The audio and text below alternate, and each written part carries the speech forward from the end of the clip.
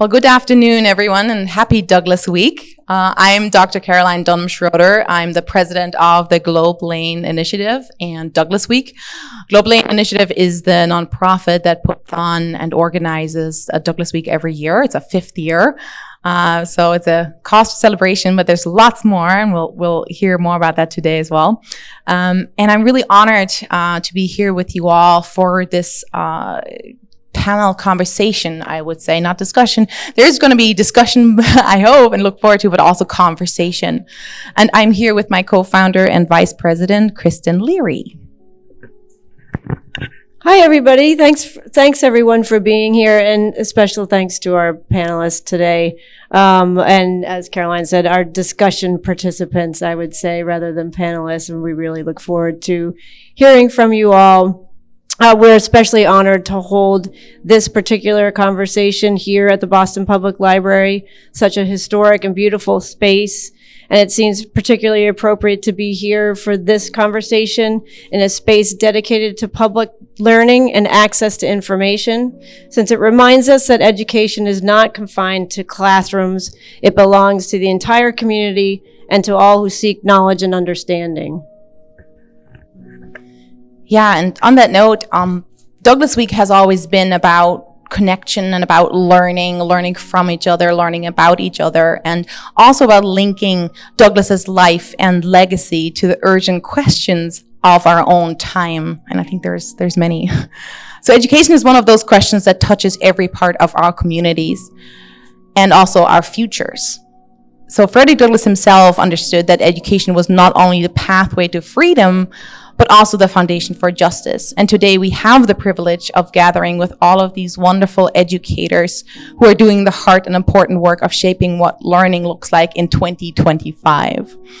And we're here to reflect together on how we teach history, voices, whose voices we center, and how we approach all of that, and what it means to equip our students with that knowledge and the critical thinking they need to engage with this world and the time that we live in. And I just wanted to add, since we have some people we haven't seen before, thank you and welcome for being here. Thank you for being here and welcome.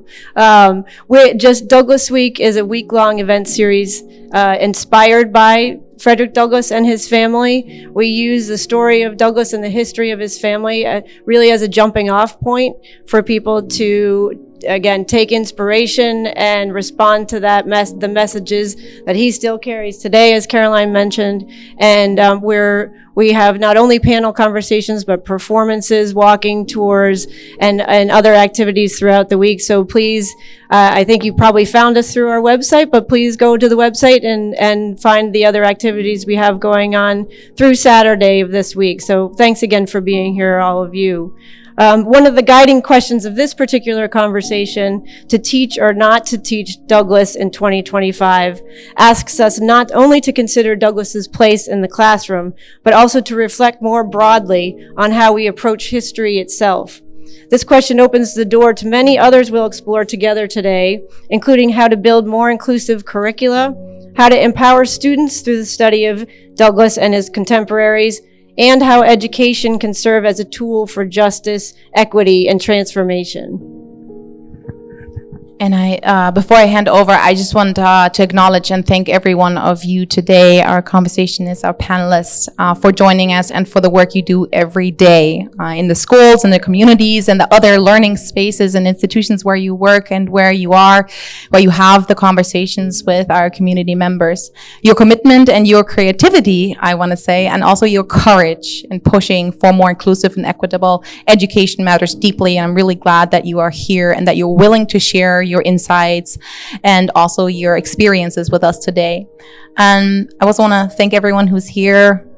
Kenneth B. Morris Jr., great-grandson of Frederick Douglass himself. Really, it's always an honor, Ken.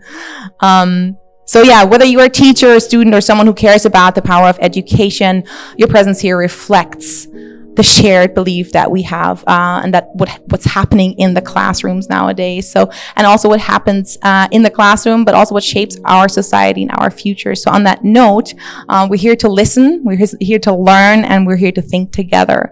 And on that note, I would like to introduce you to Dr. Latoya Bosworth of Mass Humanities, our great partners and supporters who will guide us on our discussion today. If you want to come up, thank you so much. Please a warm welcome for Latoya. And I'm just going to introduce you to her. Dr. Latoya Bosworth began her career in community and nonprofits at 20 years old, before transitioning to public education a few years later. For the last 25 years, she has kept one foot in each sector, consulting and teaching at both the undergrad and graduate levels in education and human services. Affectionately known to her community of Western Massachusetts as Dr. Boz. Is that Boz? Yeah. Toya was also a longtime contributor to the monthly publication, An African American Point of View newspaper. Please go and check that out. She also self-led many community initiatives centered on mentoring, activism, and advocacy that have garnered multiple awards, including 100 Women of Color, Business West's 40 Under 40, and Women of Impact. She currently leads the Reading Frederick Douglass Together grant program for Mass Humanities. Thank you, Toya, for being here. Thank you for letting me continue to be a part of all of this. I love it so much. I'm so excited to be here. I'm going to come join my fellow educators in a moment, but I want to make sure I take the time to honor their bios and introduce them and all of the hard work that they have been doing. So first we'll start with Katie O'Hare Gibson. Katie lives and works in the unceded land of Massachusetts, Pawtucket, and Agawam Nations, also known as Lexington, Massachusetts. She earned her Master's of Education in Organizational Management from Endicott College, a Master's in Curriculum and Instruction from Lesley College, and a BS in Early Childhood Education from Boston University. Katie is dedicated to the work of decolonization. In response to the words of Lilia Watson, "If you have come here to help me, you are wasting your time. But if you have come because your liberation is bound up with mine, then let us work together." Katie was an early childhood pre-K to first grade teacher for 25 years in Lexington and in Dorchester, and currently serves as assistant principal of an elementary school in Lexington, Massachusetts. She facilitates professional development opportunities for teachers in the interest of creating schools that offer education centered on justice. She has also co-created curriculum Dismantling Racism in Our Town, which was developed in order to give community members the knowledge, tools, networking opportunities they need to dismantle local systems of oppression and discrimination. Welcome, Katie, and I see you have bell hooks with you. That's my girl. Did you guys like sit in order? Almost. Okay.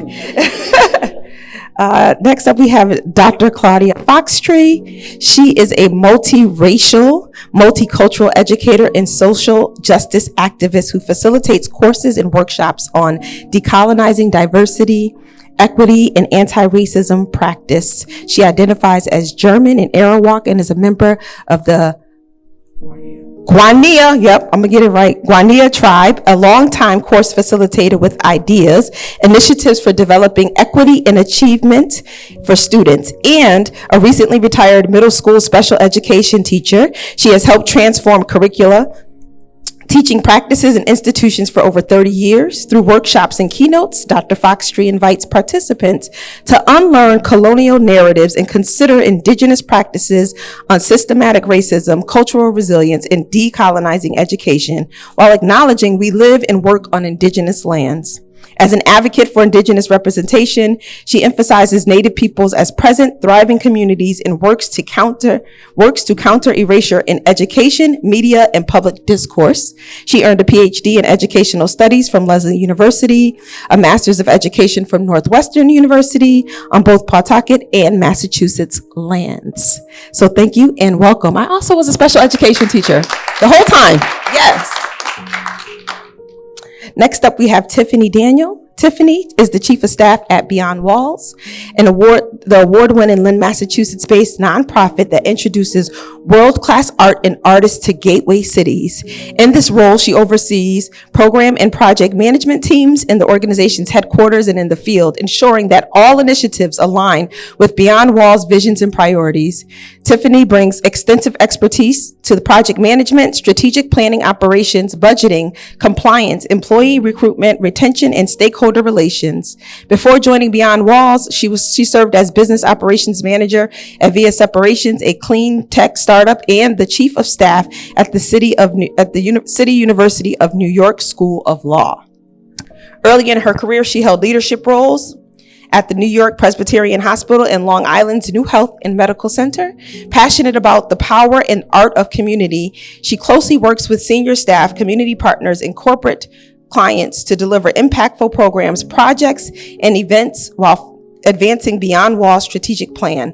Her efforts to support the organization's large-scale public art installations, K-12 curriculum development, and commissioned services division, which engages corporate partners in support of Beyond Walls' mission. A resident of Natick, Massachusetts, she earned her Master of Public Administration from Long Island University and a Bachelor's of Business Administration in Leadership and Entrepreneurship from Florida Atlantic University. Welcome, Tiffany.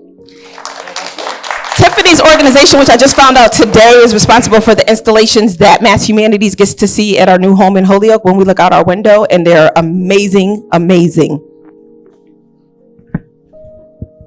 Next up, we have Dr. Deshawn Washington, who is an award-winning educator, scholar, and public education advocate, and was honored as the 2024 Massachusetts Teacher of the Year and the 2025 NEA Teaching Excellence Award recipient.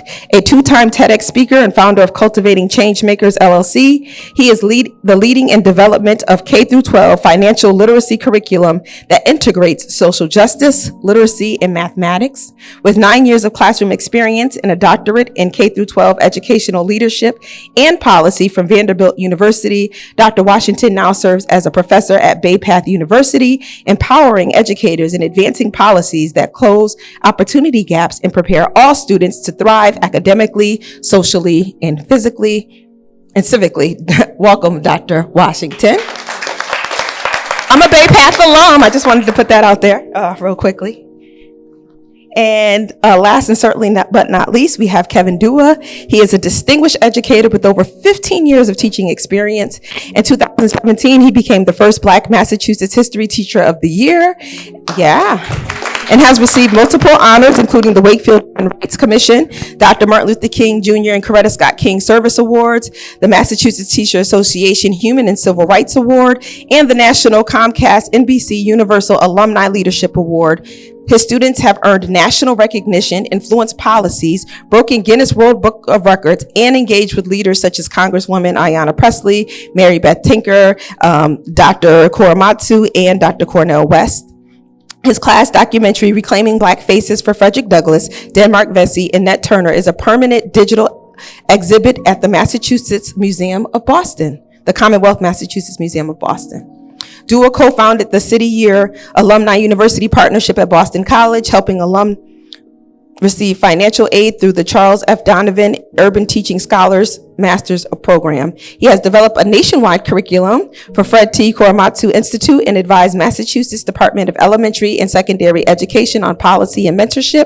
And he serves on the He Is Me Institute's Black Male Teacher Networking Steering Committee to advance recruitment, mentorship, and wellness for Black educators. Wonderful.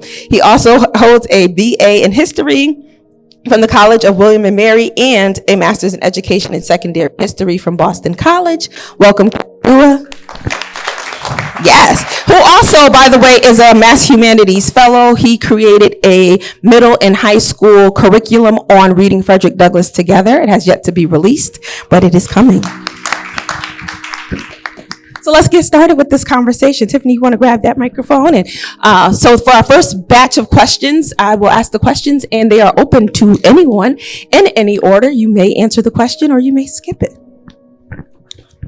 So in the article, Conceptual Analysis of What It Means to Decolonize the Curriculum, from the Internal Journal of Learning, Teaching, and Educational Research, it suggested that decolonizing the curriculum involves challenging existing ways of knowing, emphasizing self-determination and anti-oppression initiatives, while also providing an avenue for the disempowered to regain their agency over their own affairs. Could you please share your perspective of what it means to decolonize the curriculum? Anyone?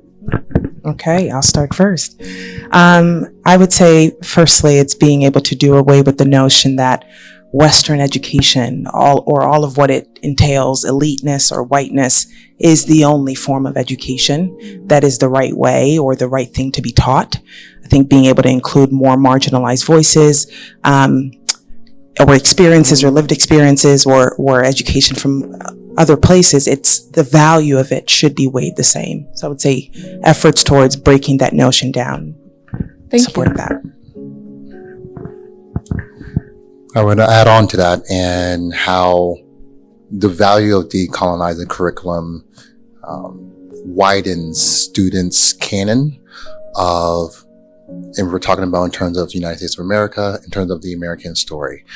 So similar to what you mentioned about pivoting from whitewashing, decolonizing curriculum, when done correctly, intentionally, provides a comprehensive lens on who we are as individuals, not just in present day, not just for the future, but also recognizing and honoring indigenous individuals, folks who have been oppressed, knowledge that is limitless.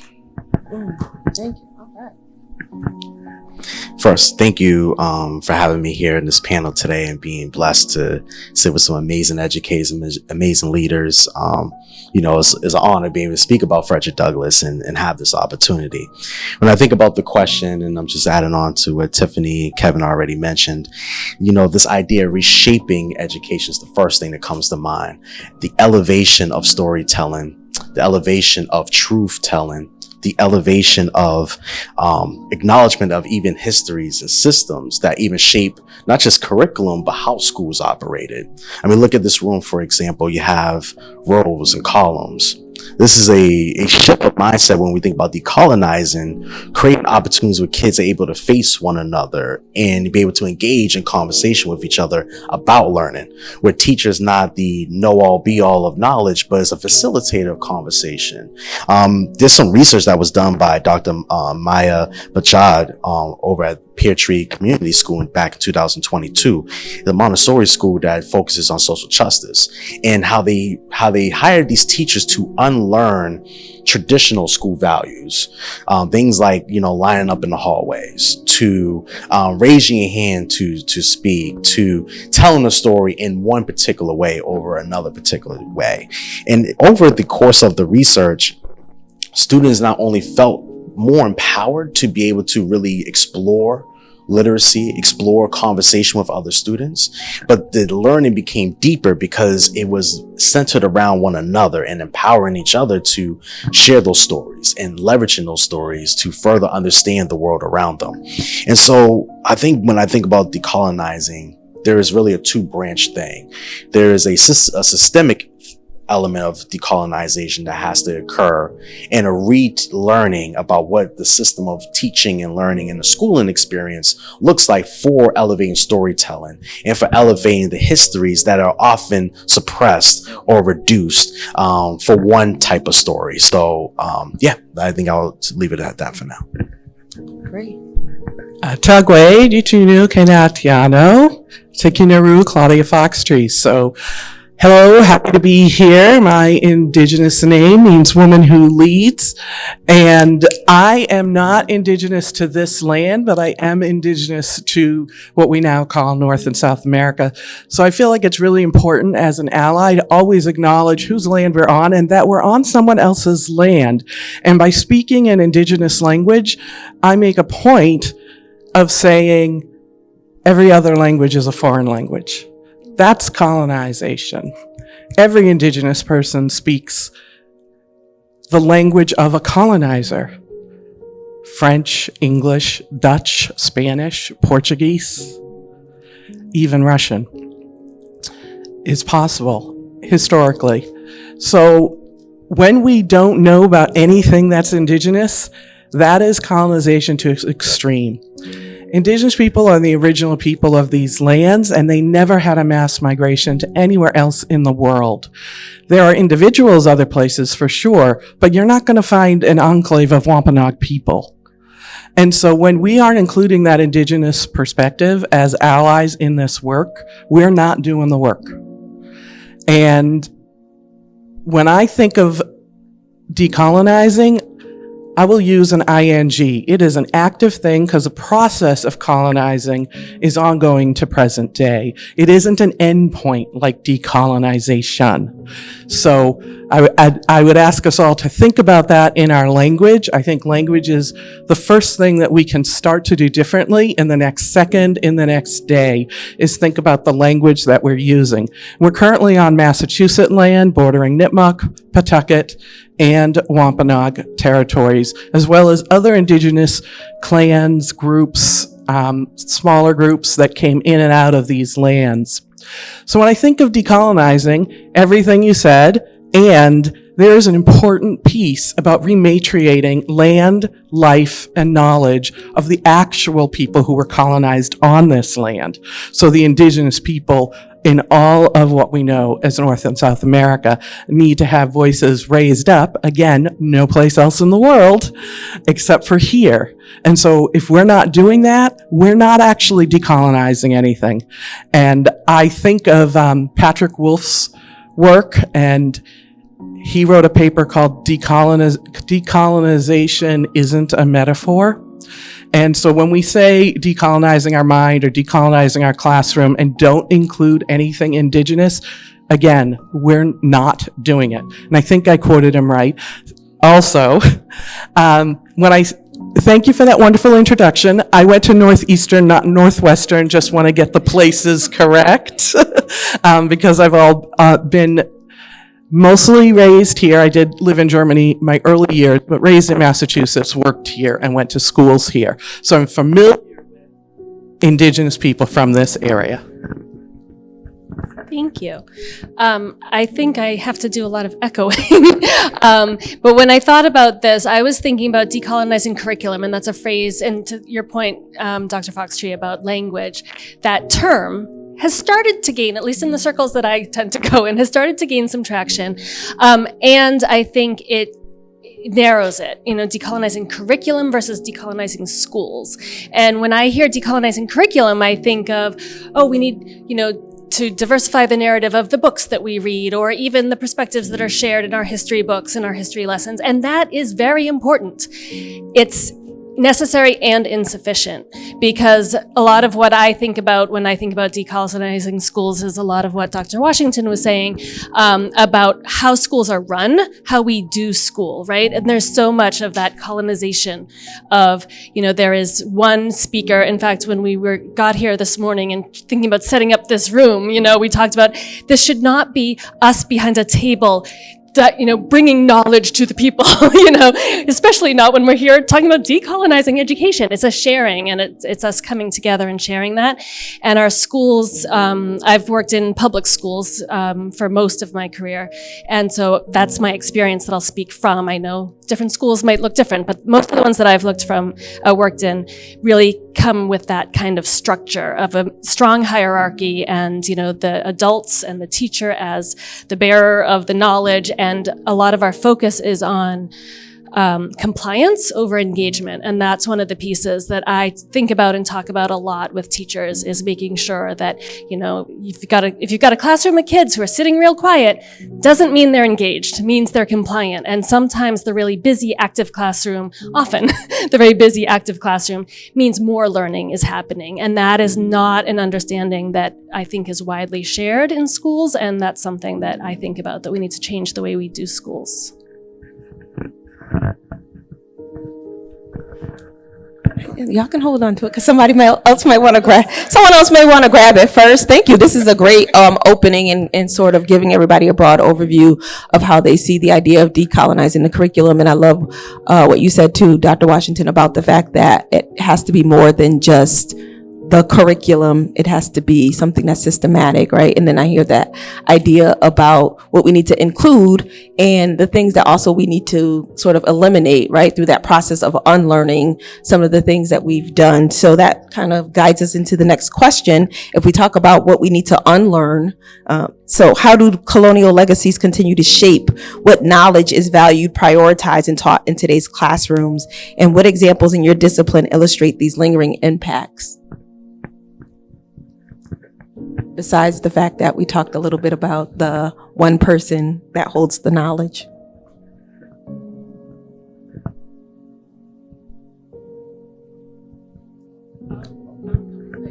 Sure. Because the thing that is really resonating strongly with me around this is there's a big push in schools right now about the curriculum itself. And I'm part of a team that's looking at the English language arts curriculum for our district. And the state has decided these are the high quality instructional materials, right? Mm-hmm. So we're doing the right thing. We're following the rules and piloting a few different curricula.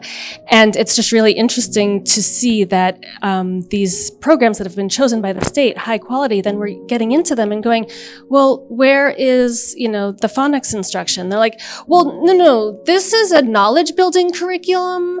It's not, you'll have to get a different curriculum to teach the phonics and the, phonological awareness and all of that. And so the question then of what knowledge is being deemed the focus. And I feel like I'm struggling with the fact that in my time, I thought I was helping, I thought, when I got in, I was like, ooh, there's good progress being made and I can be there. And I feel like we're going backwards in 30 years, I'm kind of looking back. I do have my security blanket of bell hooks because this book and her writing really shifted my understanding about nothing is neutral. And this was written in 94 and I read it in 99 and I was like, all right, we're on track. And now I was rereading it and thinking she's saying the same things or we've even gone backwards from the things that she was writing about then.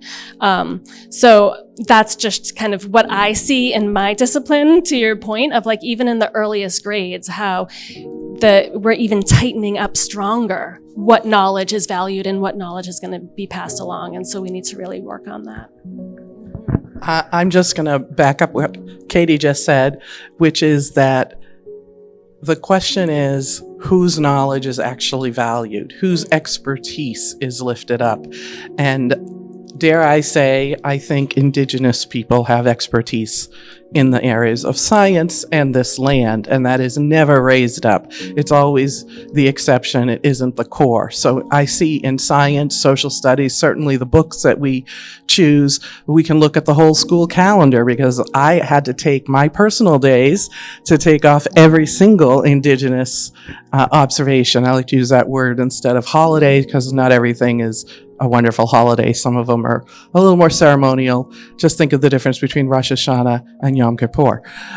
So though our calendars don't recognize Indigenous customs on these lands, our languages don't, our science, social studies, we just don't do it anywhere. It's always relegated to the exception. Again, a problem when there's nowhere else in the world. So the idea that the core knowledge is legitimizing a colonizer perspective is highly problematic. It also means that every single group that has come to this country, voluntary, involuntary, refugee, not refugee, has adopted the mainstream colonizer values, not the Indigenous values, or we'd be speaking Wampanoag, among other things. Even Frederick Douglass said that he identifies more with white folks than Indigenous folks because white folks believed in civilization and the Indigenous people were against. I assume he meant civilization as it was, but the phrasing works either way. He was, Indigenous people didn't want to join this civilization in the same way. And so there is a piece about whose knowledge is legitimate, and then there is a piece that indigenous knowledge is absolutely legitimate on their own land. Thank you.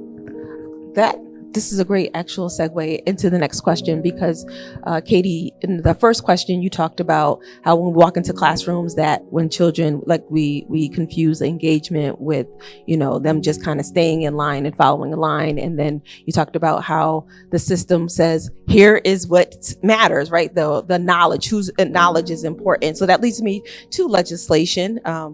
About this one. So challenges to decolonization have led to banning of books and other legislation that restrict what is taught, how it is taught, and who is taught. At a civil rights meeting in 1883, Frederick Douglass said, "No man can put a chain around the ankle of his fellow man without at last finding the other end fastened to his own neck." So what far-reaching impact have historical or even more recent legislation aimed at specific populations have had on the entire nation? So how is that affecting us all? Right? Take a breath. That's a tough question. If you don't study and know your history, one or two things either happen. Either we bound to repeat the things that have happened in the past, or we lose our connectivity with our ancestors in our community space. And I see that legislation is very particular of destroying both.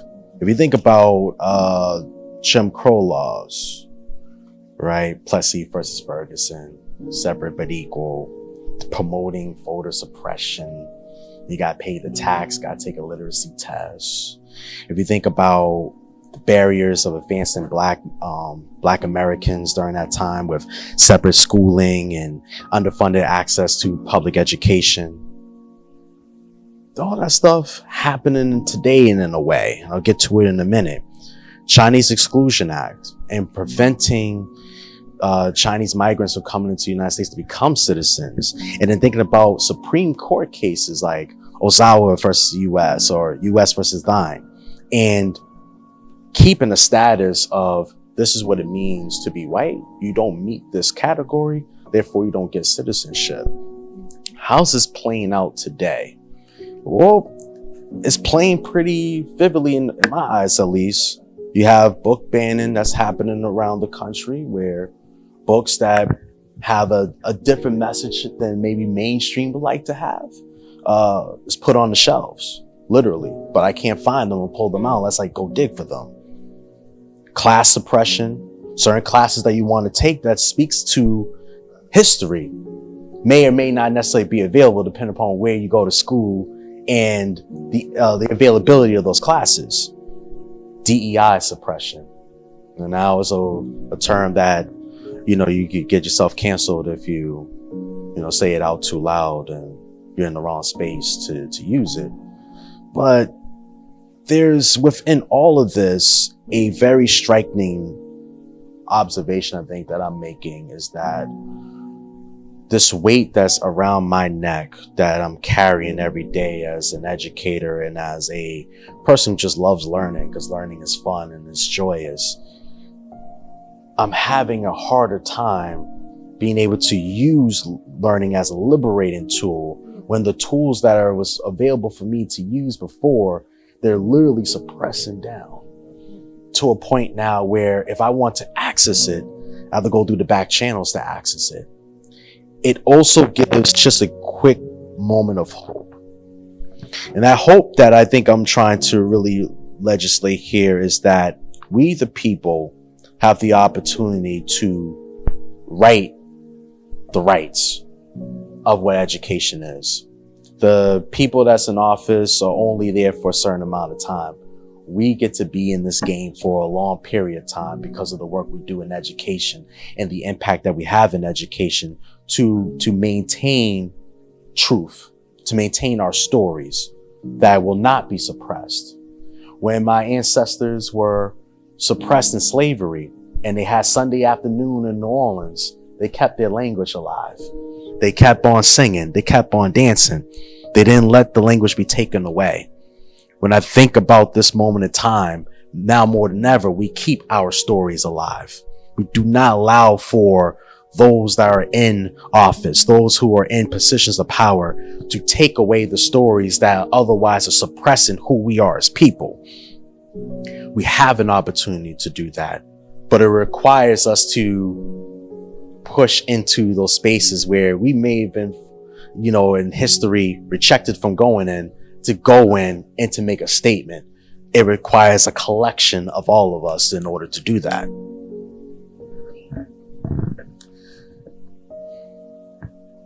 To build upon what was mentioned, a saying that many, if not all of us, have heard before: you don't know what you don't know. So in regards to the question in terms of the impact, on one hand, yes, any of us can point to any headline to see the plethora of bans that are occurring, and name it as current. And depending on your knowledge, your bandwidth, you see a headline, you hear someone share such an update, and it feels as current, as in this is something new. This is something that is relevant because it has happened today or last week. On the flip side, if you are an individual that understands, continue to unpack about history, then you will see banning a headline and realize that it has always been present, in regards to individuals who are choosing to control a narrative through their lens by any means.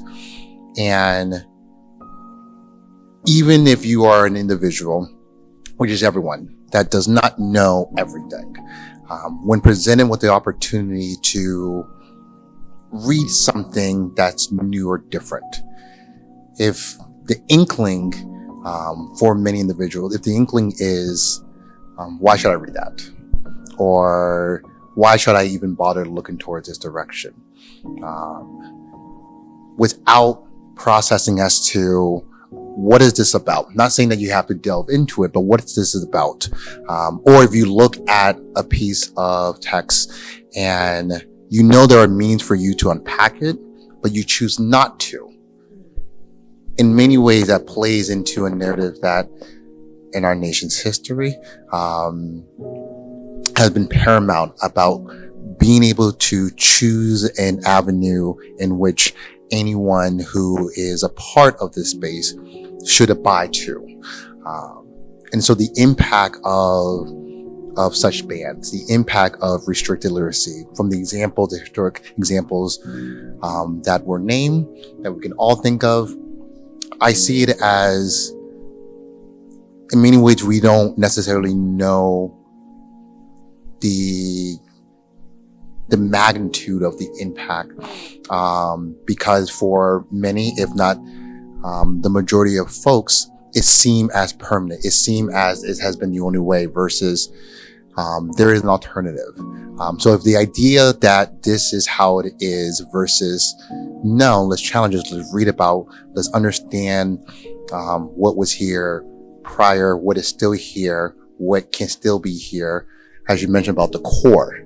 If you center around core in terms of understanding history, then we don't look at a headline as in, oh yeah, this is urgent today. This is ongoing, especially when an intentional goal of our nation's history has been to particularly restrict voices that do not mirror, do not sound like the individuals who chose to enact violence and et cetera, to control a narrative.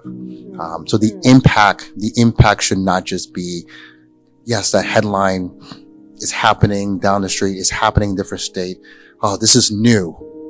Because in many ways that gives us, if you are a student of history, that gives us an inkling that that's the impact that these bans have had, that it has limited your perspective, that this is now as opposed to this has been ongoing. I just want to quickly build on what Deshaun said earlier about learning being a tool of liberation. For Beyond Walls, we have a Classroom to the Streets program, which allows professional artists from around the world to work with art educators and high school students to conceptualize and to, think of a way to put art on a, massive wall within a city. And the data that we have, that we've collected, and the metrics that we've built suggest that this is a wonderful avenue for educators from a professional development perspective, for students being able to have a different way of learning. But for us, how we've seen the impact with the policies changing, legislation, is through funding. And, we recently went up to the city and, advocating for getting more funding for this program because it's been a success. And a councilman was like, I don't want any of that ghetto art here. So what you've done is you've set us back extensively, having to now speak again to the value of this. And now you've diminished it to ghetto art because it's not pretty and cutthroat. But if you know street art, there's so much intersection with that and fine art. More often than not, artists who have gone to school started with fine art. Or, so there's a huge impact in our work because the legislation is almost stating that this is not as valuable as. So I just wanted to plug that in there. Funding is a huge component of how we could potentially not move forward. Thank you. Funding, and again, going back to whose knowledge, experience do we value? Yes, thank you. So let's get to that question, since we're at Douglass Week. As a former educator, one of my favorite quotes from Frederick Douglass has always been, "Once thoroughly broken, who is he that can repair the damage?" This has been rebranded as, "It's easier to build strong children than to repair broken men." Since returning to school post-pandemic, students have been experiencing increased mental, social, and emotional disruptions. How might a curriculum centered on figures like Frederick Douglass support or improve student well-being? Do we teach Frederick Douglass, and how? So part of this program, I can pick back up. Part of this program, we work with the educators and the students to create lesson plans at the end of their installations. So they're installing for 2 weeks, and then they work together to break down we work in Lynn, so Lynn Public School Standards, to infuse that into the lesson plan to be taught that following academic year. So for us, a realistic way is through a mural, is to be able to work with educators, work with students to put up a mural. I think I was talking about it with Ken yesterday. And to then build a lesson plan around that, because then you bring Frederick Douglass in a modern way to students, in a colorful way, in a creative way. And you can think about these prolific folks and bringing them in a way that students can tangibly work on his face, do you know what I mean? Like it's a different way of being able to connect with the student and to allow the legacy to really live on in a creative way.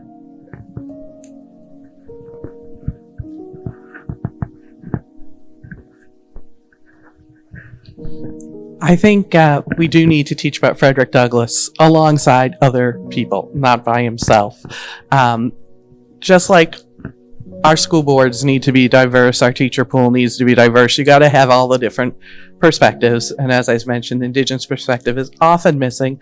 And there used to be 100% population Indigenous people.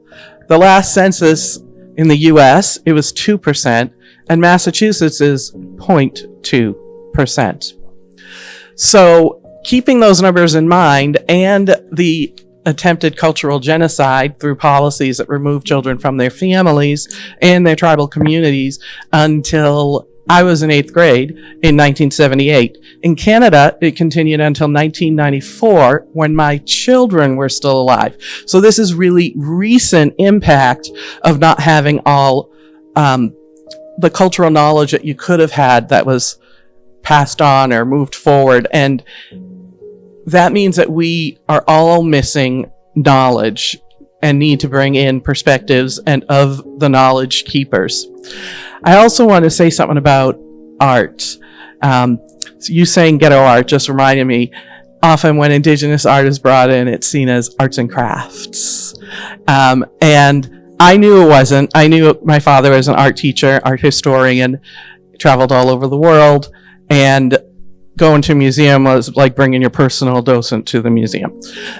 So museums are one kind of art. He also had his own indigenous art and introduced me to many local indigenous artisans. And that art is art. I wanted to, I recently took a basket making class purposely because that is the phrase, right? I'm not taking a class like basket making it into something that's so simple. It is not simple.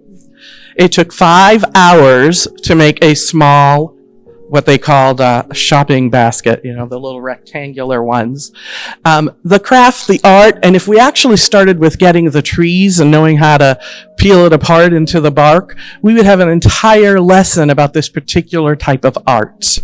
And we just don't start far enough back. I mean, when do you think this country was founded? It wasn't 1492. It wasn't even 1776 because it was only 13 colonies. So if you look at this whole country, it's only about 175 years. It's even less if you bring in Alaska and Hawaii, which was the 1950s. So who do you think for the other 25,000 years had the knowledge of this land and how to use the resources on it? And how can we be connected to this land and the knowledge? Not if we're not learning about indigenous people. If we don't do history that's actually from the ancient history of this land, we're severing the connection with the newcomers to this land too.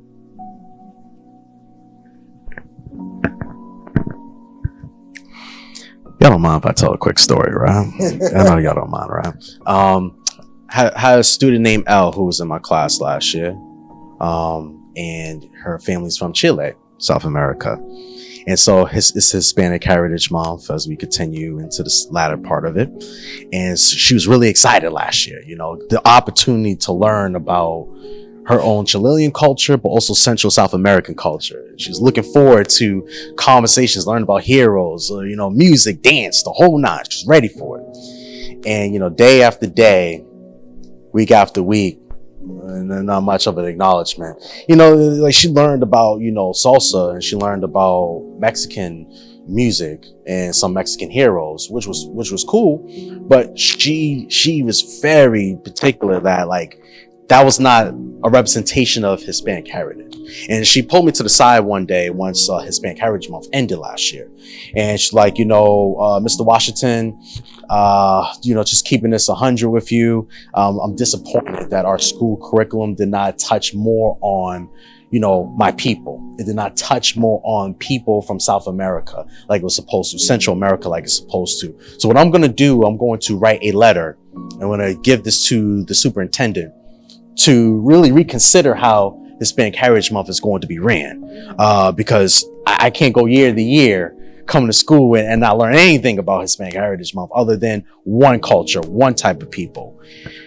And so, she wrote this letter, she gave it to me, I presented it in front of a group of superintendents and school board members.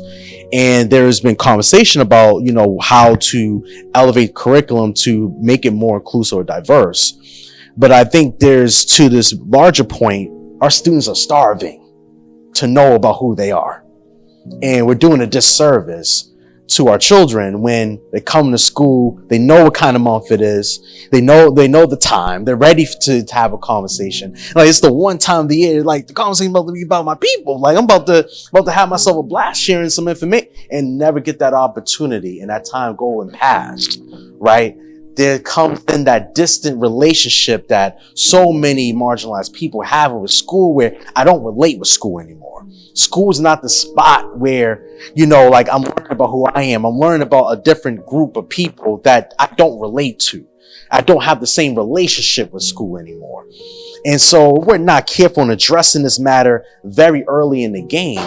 For our young people at the elementary school level, that divide is created with the schooling experience which impacts furthering into other opportunities later. And we have to go get our education experience in other places, family, community, culture. That also needs to be in school spaces as well. We did a disservice to Elle and other kids like Elle who've been starving to learn about who they are and who they're going to become within their own culture, because we haven't talked about it in decades. Thank you for sharing that. That was powerful.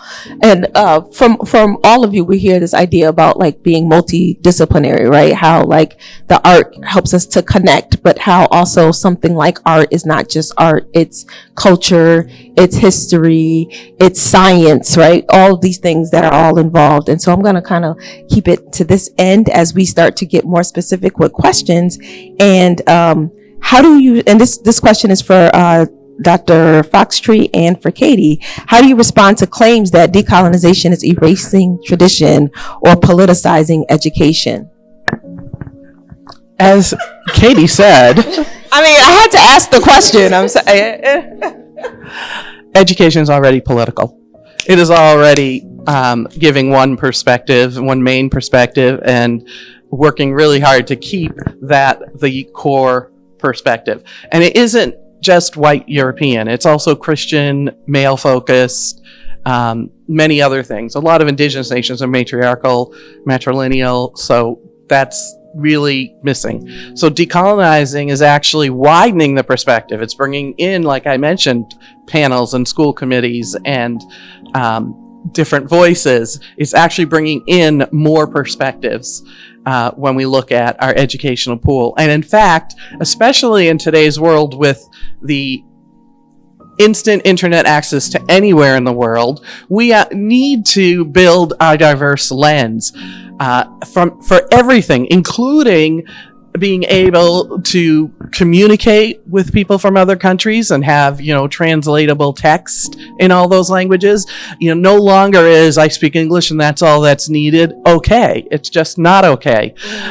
We also need to figure out for folks who have any kind of ability challenges, how are we going to bring a virtual class to them? In fact, I like virtual classes for folks who might have particular allergies or physical needs. And so they are where they are and education can come to them. That expands the kind of education that we can do, how we can provide it, and the content of what we're bringing. It is vitally important that we do the piece of the knowledge. We can't be good collaborators and co-conspirators if we don't know the history and the atrocities and the oppression and the gifts and knowledge that all the groups have to offer. It is through that we build our own base in being able to create that more just future world. Thank you.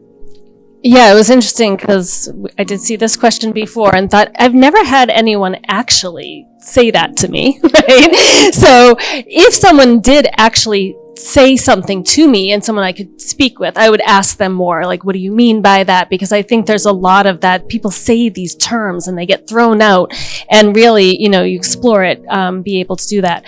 But knowing that I wouldn't actually be talking to someone today who was accusing of that. The other piece that we did, Claudia spoke about the politicizing education, which I'm in full agreement, and this erasing tradition. I've got my snarky remarks and my more professional, but whose tradition is one, right? Like what traditions? And if you're talking about erasure of genocide, erasure of colonization, erasure of prison school to prison pipeline, yes, we are. I hope we are. That is my goal, to erase those traditions, the traditions that have lifted some people up and pushed others down and left them behind. So, but there is that. But I think if, I was really speaking to someone, it would be, tell me more about what traditions you're thinking of, right? And I was also thinking about that in aspect to, when I was growing up, my family observed the fourth Thursday in November in a certain way. We went down to Virginia to visit my family that lived there. And now that I'm an adult, and well, my kids are adults now too, but we shifted that tradition. That didn't fit us anymore, right? Now we go to the Day of Mourning down in Plymouth and observe the day in that way. But also, we're also not going to keep going to Virginia. My family that lived there isn't there anymore.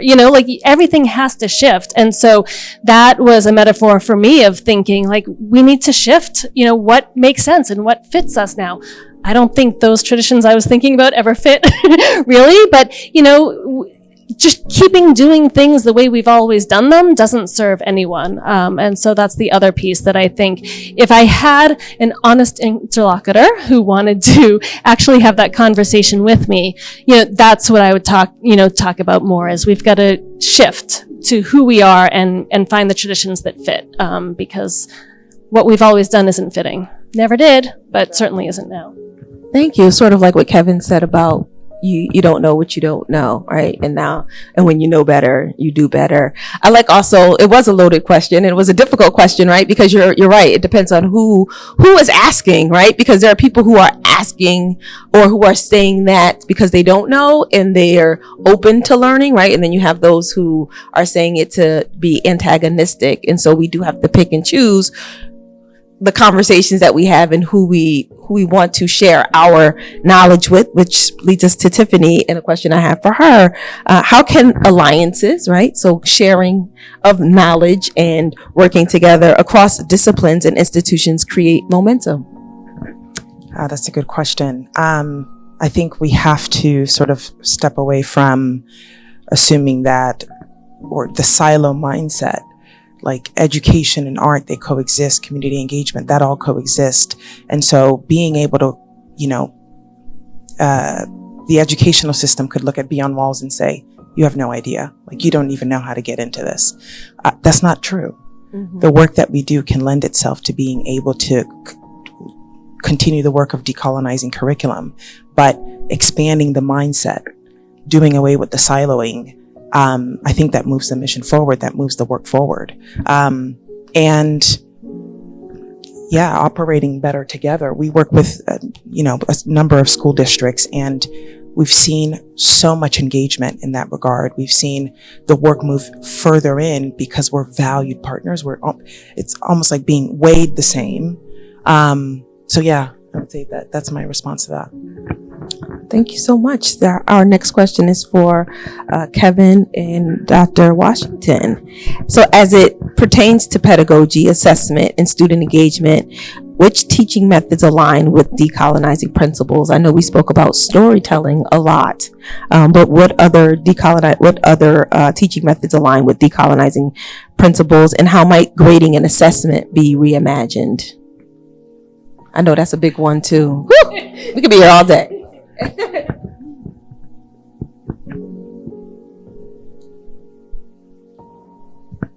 I know I'm processing. I don't know if you have anything. I'm still processing. Go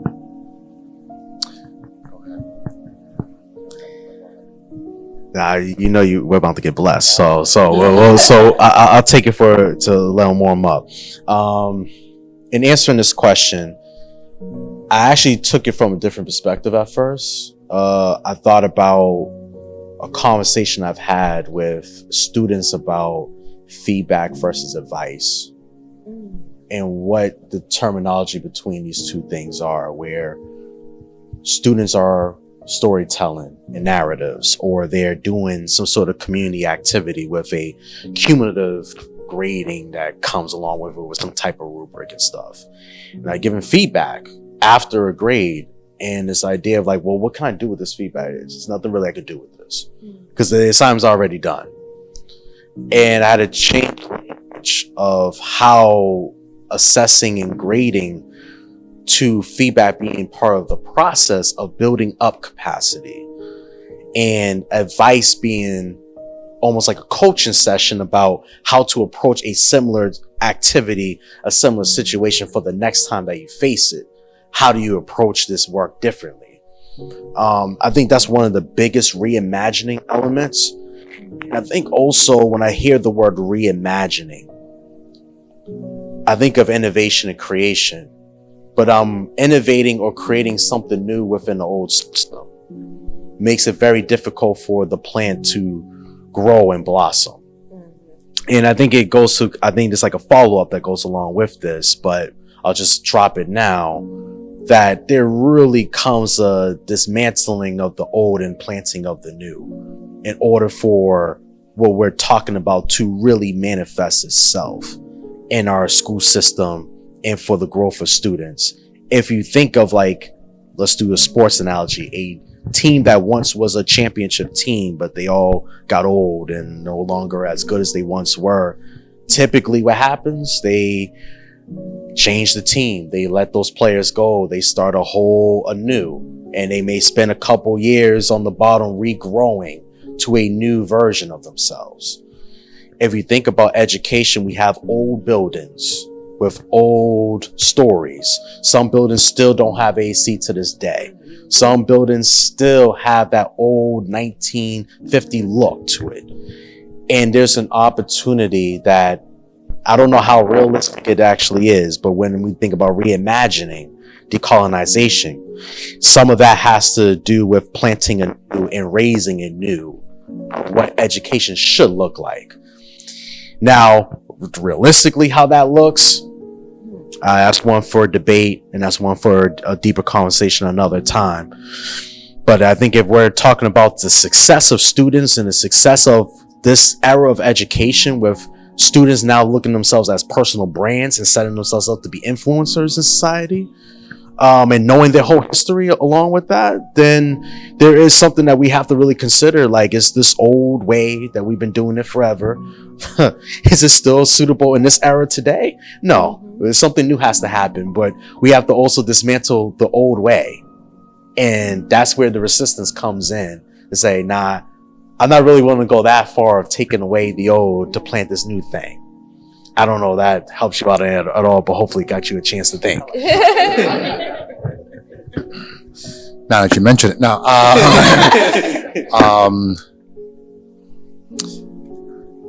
I viewed it as short-term and long-term, especially as an educator in my 17th year. Short-term is, they both centered on community. So in regards to that, it's as an individual, whatever academic space that you are being cultivated in terms of your peers, the educators, how are you developing, growing, strengthening, amplifying to become an individual, a part of a community that is loving, doing right by individuals, doing good. And individuals can define what good is. So community centered for short-term, long-term.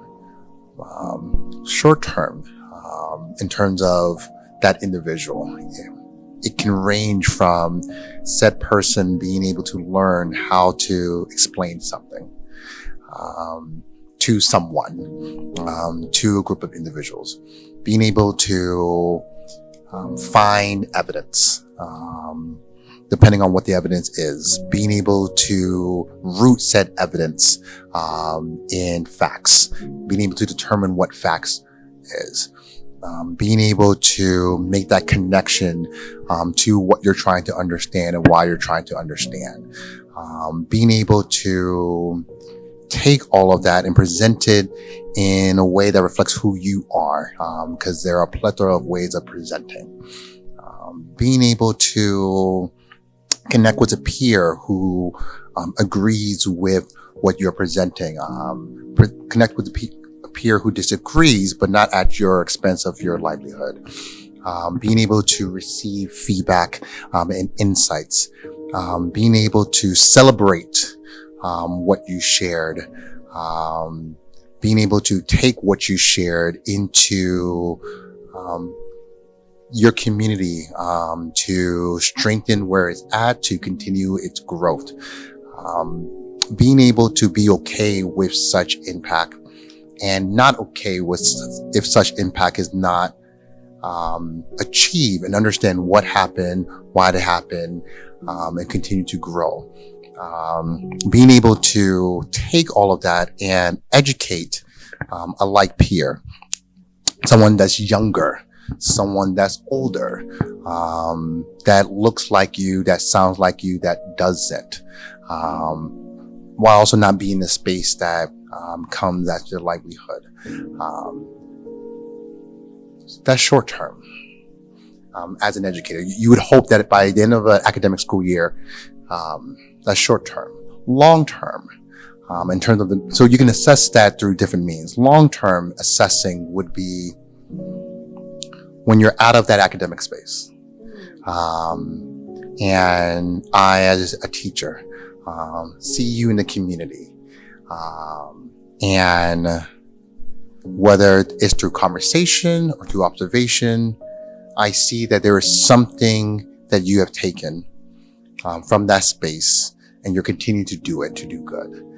So long term is almost like the hope that how an individual is supported and nurtured in that short term in terms of academic space. The long term is you just hope that that student, whether they are down the street in a different state, in a different country, wherever they are on this planet, they haven't forgotten what was rightfully instilled in them, and they're continuing to do good within their community. And if everyone is doing the thing, it is the idea that simultaneously that your neighbor, whether they look like you, sound like you, or not, is ensuring to do right by you, not at the expense of your livelihood or your humanity. I like that. Like sort of like what you do when the parents aren't around. If you're still doing the right thing, right? Yes. Because you know it's right. Yes. Yeah. 100%. I'm gonna just pause. There are a couple more questions, but I also want to honor our time, and also if anyone in the audience has questions for our guest.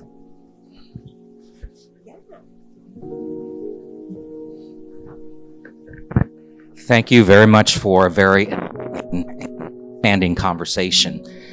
And Dr. Washington, I'm looking forward to reading your Frederick Douglass curriculum when it's available. In listening to Dr. Washington, the story about the student from Chile who was critically thinking about what was in the curriculum, I was thinking about, this is a question for anybody. I was thinking about my time in secondary school in the 70s and how I didn't critically think. I was indoctrinated with a way of thinking, whether that be in the classroom or in the church. And when I would hear something that didn't sound right, I didn't have the availability to go on my phone and just look at it. And by the time I would get to the library where I didn't go because I had football practice or something, I never got the answers that I was looking for. So how, within this idea of decolonizing the curriculum, are we teaching students to critically think about what they're being taught or fed so that conversations in the classroom can happen? I had a similar experience growing up.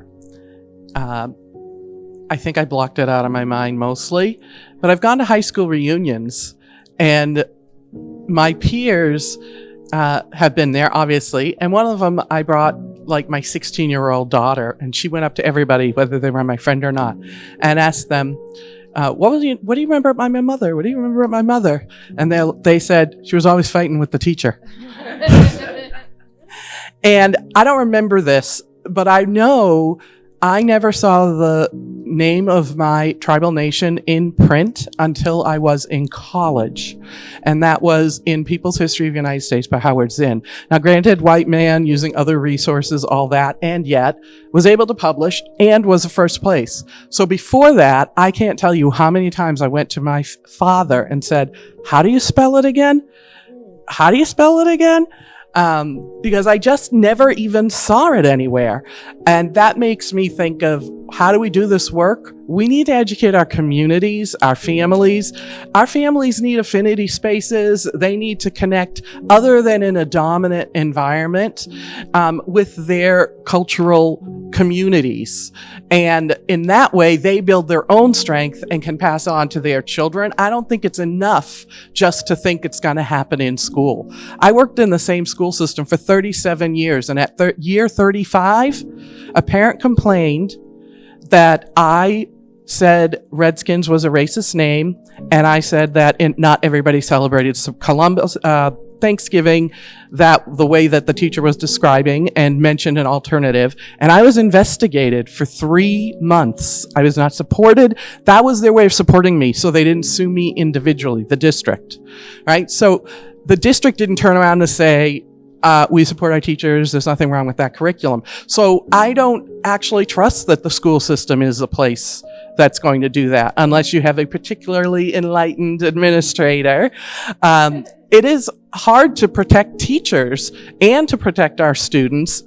And part of that is allowing our communities to educate each other and support their children, because of course my children brought their friends. And so then their friends learned about things that they weren't learning about in school. So it's not as simple an answer as transforming schools or decolonizing schools or decolonizing curriculum, because it's people in it, and those people need their support systems in different ways. Thank you. Did anyone else want to answer that question or have another question?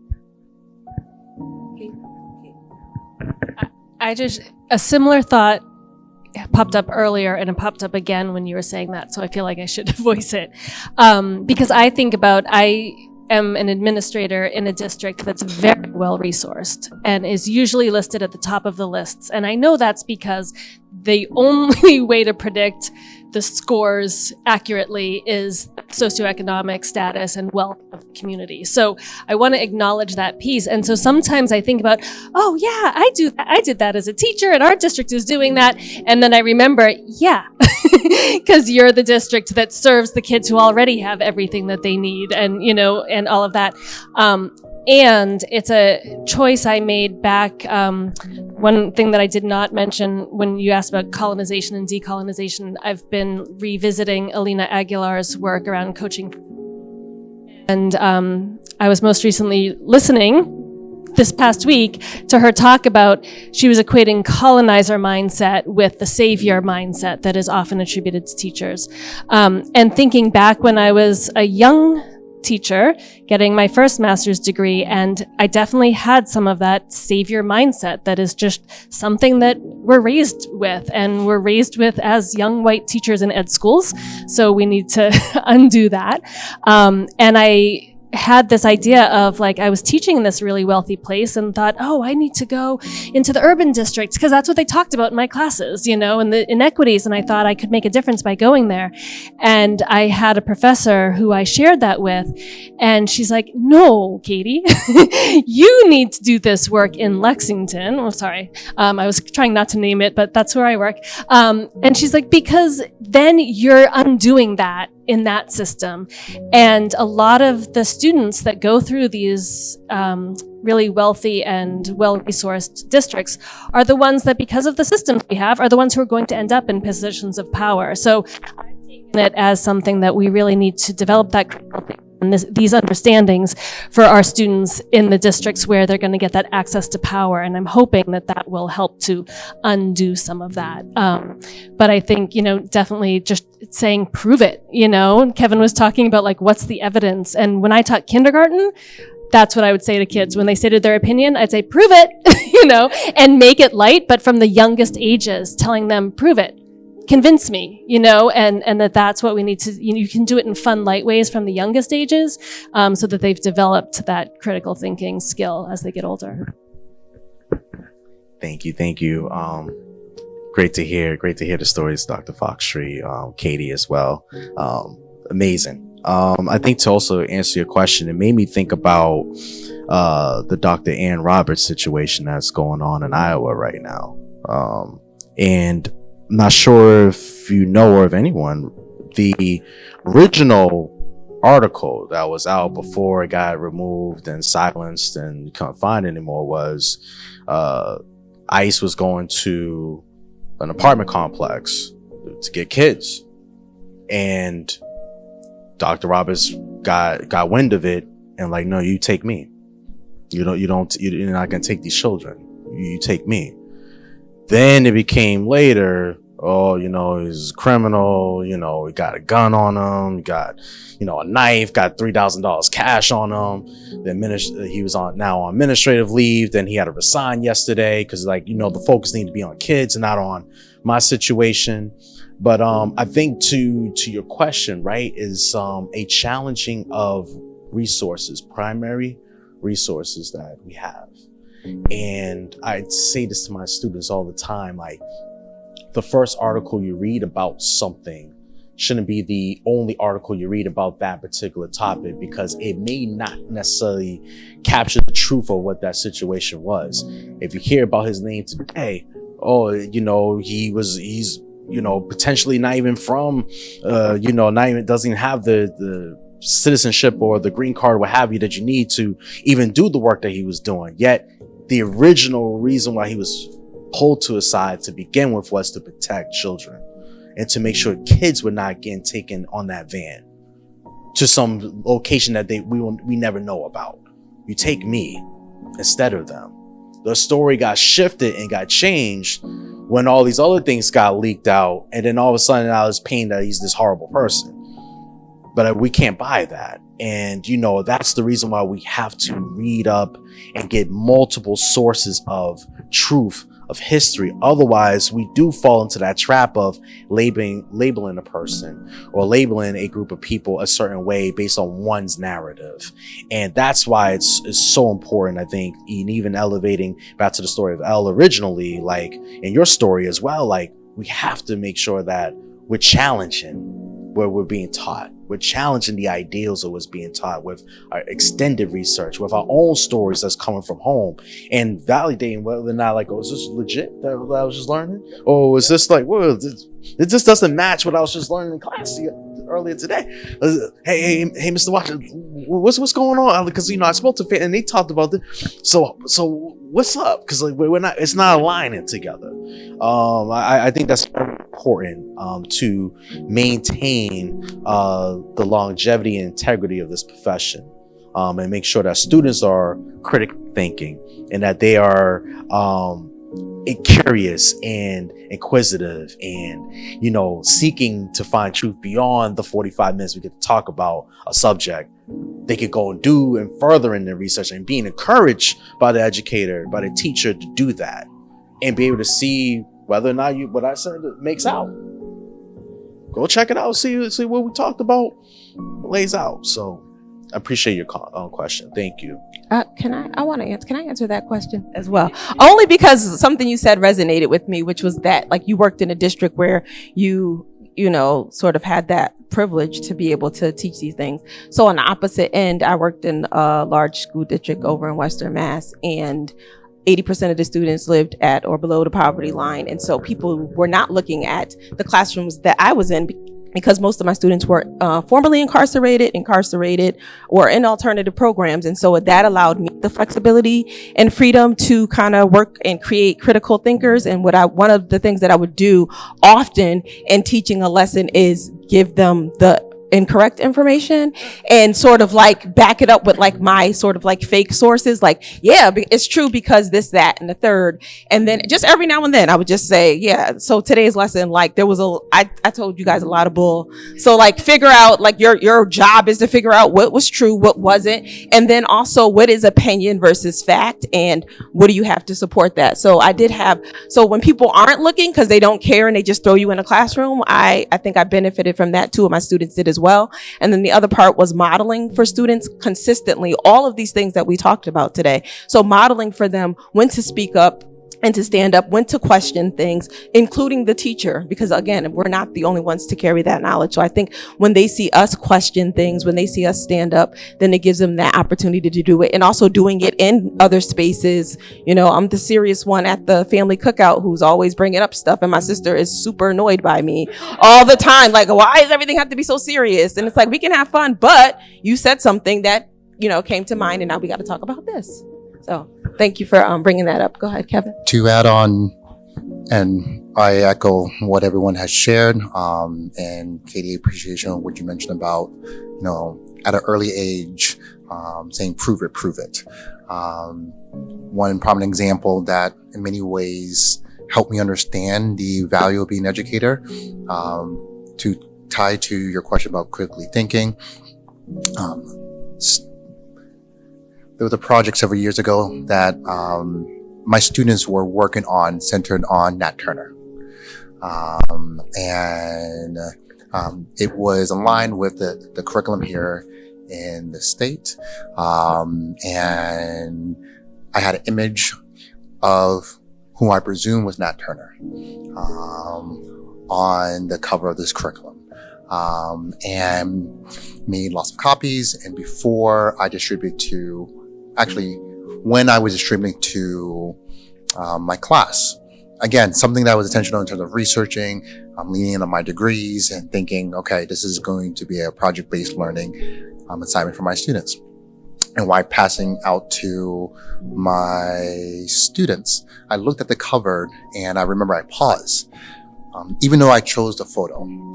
And I remember saying along the line aloud to my class, this is the incorrect photo. And they were very confused by it. So I remember I spoke to my department head and said, I know this is not Nat Turner. This looks like Frederick Douglass. And I remember at the time thinking and connecting with my department head thinking, what do I do? And it was almost an opportunity. And I remember something when you mentioned about like the support of administration, they said this is a perfect opportunity to be in this uncertainty. And I knew I could do the thing of finding the answer. But I was encouraged not to, in a positive way, as in let them unpack this. And so that's what occurred. It was intentionally shifting the entire project in regards to not just focusing on a different topic, but more of how was this photo incorrect? You have an individual who went to college, got degrees, studied education. This classroom is filled with individuals from different backgrounds. Everyone respects each other, cool. And yet this mistake in the era of being intentional and digital occurred. Even though the educator believed that this was correct. How did we get to this point? That I printed out 500 pages. And so it shifted into weeks and weeks of students understanding how one of the most photographic individual in history, which had their photo used in different spaces worldwide, and being identified as Nat Turner or as Denmark Vesey. Ultimately, my students were able to research, challenge, question, understand about what misinformation was, to be able to challenge different spaces to correct their error, and they were successful. And that ties into the exhibit that was mentioned in the beginning about what's available, about students being able to challenge a narrative in order to center facts. And so the critical thinking piece was, in many ways, yes, students learning about the importance of proving it. And for me as the teacher, being okay with that, whether I said you should prove this and or hoping that a student will say that. But if all of that did not occur, then yes, my students would have, all of them would, of all different backgrounds, would have produced 10-page paper with all their sources, and the front cover would have been of Frederick Douglass, but it would have been titled Nat Turner. And so in many ways, critical thinking does require us to sit on what is wrong and be okay with that and challenge that and name it in diverse voices, so that it does open up or provide the experience of wrestling with primary sources, such as Douglass's speech, 4th of July speech, because in many ways, it doesn't matter if it's in high school, or pre-K. academic spaces anywhere at any ages is never quote unquote too young for them to critically think. It's too late when said student, said young person is not in that space. And then they ultimately do grow up. They do a thing. And we criticize and we reflect, how did they get to that point? Even though we can all name how, is that we allow a certain type of thinking to be amplified, a narrative to be amplified as to starting young, and encouraging as a collective of this is how you critically think, at the betterment of everyone's history. Thank you. I remember seeing a photograph. It was identified as Nat Turner. That's not Nat Turner. That's Frederick Douglass. So yes. Thank you. So unfortunately, we are out of time. I wish I could ask you more questions and sit and talk with y'all like all day long, actually. It's been a pleasure to hear everyone's perspectives, and I hope that you talk amongst each other and make and build connections, because as we said earlier, it does take more than one person. The more we come together, the more we can kind of work interdisciplinarily and in other ways. It was very hard to sit here and be a moderator because I wanted to like snap and go, yes, absolutely, like the whole time. So amazing job. Thank you so much for being willing to participate and share in this. And I hope to see you at some of the other events that are taking place this week. Thank you. Thank you for doing an amazing moderator. Yes, thank you. Thank You were